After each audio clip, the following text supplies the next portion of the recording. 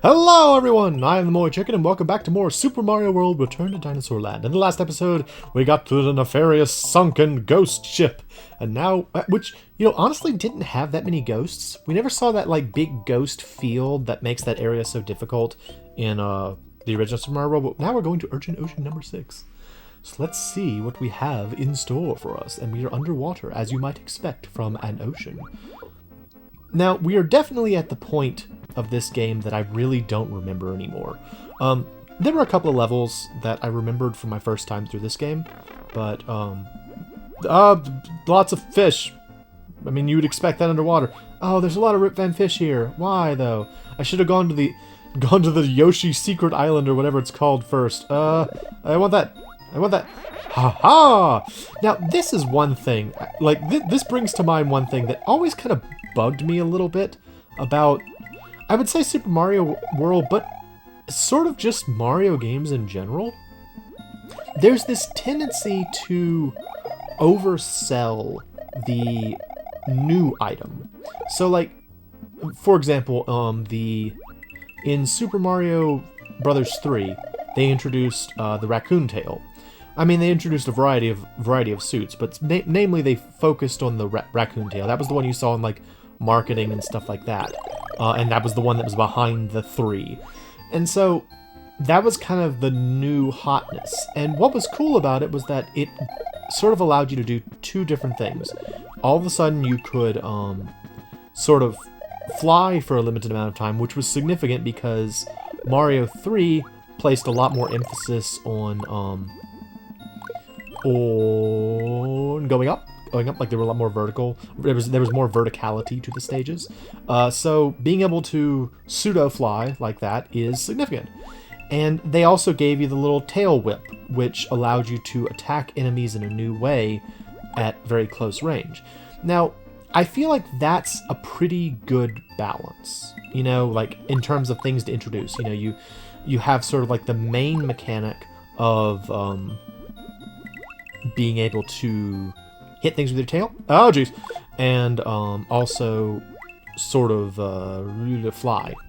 Sort of fly. It's not really flying, it's sort of flying. Anyway,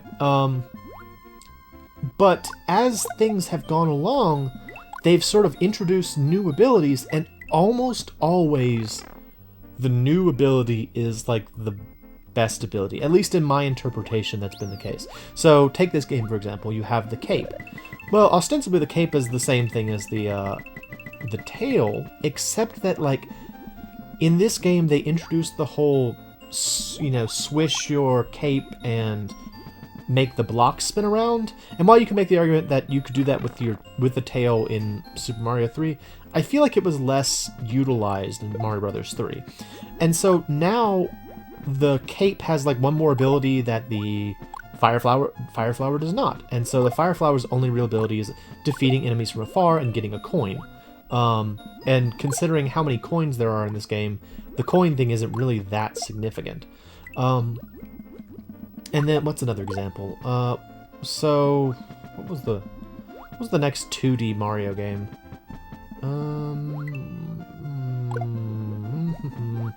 Would it be New Super Mario Brothers? I think so.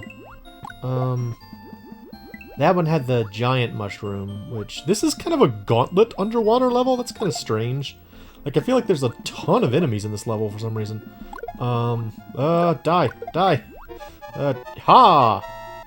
I'm also running out of time. Oh crap. I've been goofing around too much. Go.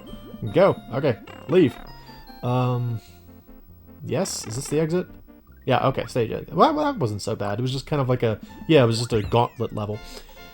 Anyway, okay, the only other example I can think of is the cat suit from Super Mario 3D World. I kind of didn't think out this argument very well, sorry. But the point I'm trying to get across is that I feel like the Fire Flower gradually becomes less and less useful as the games have gone along. I don't know, it frustrates me. Now we're going to number 5, Roy's Castle. Is this only the 5th one? Are we not going to see all of the, Koopalings? Because I don't think they're... I think all we've got left after this is the Valley of Bowser. Get this. And then we're done. I don't know. Anyway,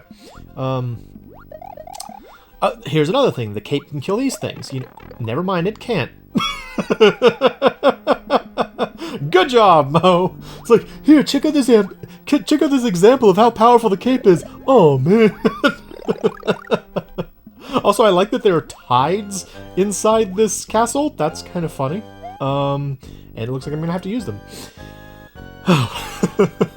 Anyway, that was very silly. I don't know.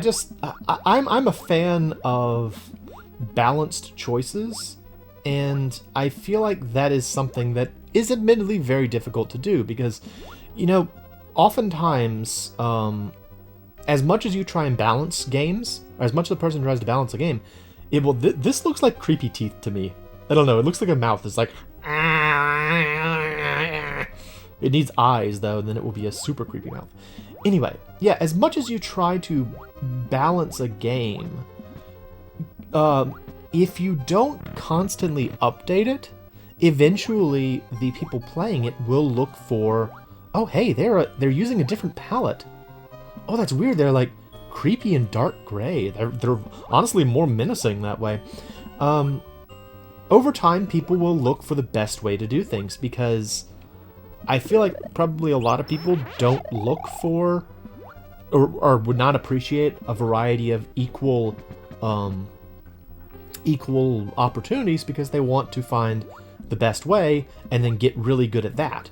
And I mean that's the same in fighting games. It's the same in like competitive like MOBA games. It's, you know, it's just the way people are. We want to find the best way to accomplish things and stick with it.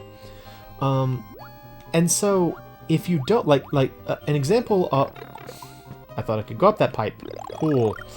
An example of like I think sort of positive rebalancing is League of Legends. Now, I'll say up front, I'm not a League player. I don't know much about it, but I know people who play League, and from what I understand, Riot constantly like updates and changes things as in recognition of the, what do they call it? The meta? I think that's what it's called, the meta. Oh hey, boss time. These castles are kind of unusual in that they always have a save point and they always have a power-up right before the boss. Let's see what Roy's got going on. What's up, Roy? How you doing? This is what you do in the regular game. Is there like a funny gimmick? He's dead. What? Wait, what? That was it? Oh. It was 2 hits. He only took 2 hits? What? I feel like I got off easy there. That was strange. I got the Yoshi egg. There it is. And blop. Oh, it didn't work. What? What's wrong with the dynamite? Oh no! Bomb! Mario has destroyed Roy's flooded castle and saved the Yoshi egg. He has traveled far, but has not found Bowser's hideout. Where could it possibly be? As if it weren't obvious. Is his hand normally that orange? I feel like his hand isn't normally that orange. Alright, so let's see. Here it is. Dun dun dun dun dun. Ba ba ba bum ba. Oh hey, there's that effect. I was right. That is actually used in the original game. Alright, we are now in Bowserland, number 1. And I'll just sort of finish my thought about Riot, and that'll be it for this episode, because I'm very close. So, yeah, I like the fact that Riot has recognized the meta as people play the game. You know, they find ways that are best, and then they change that to force people to continue to evolve in the game. I think that's a really solid thing. And I have another example of not doing that I will bring up in the next episode, so I will hope you will come back to listen to that. I am the MoeChicken, this is Super Mario World, Return to Dinosaur Land. Thanks for stopping by.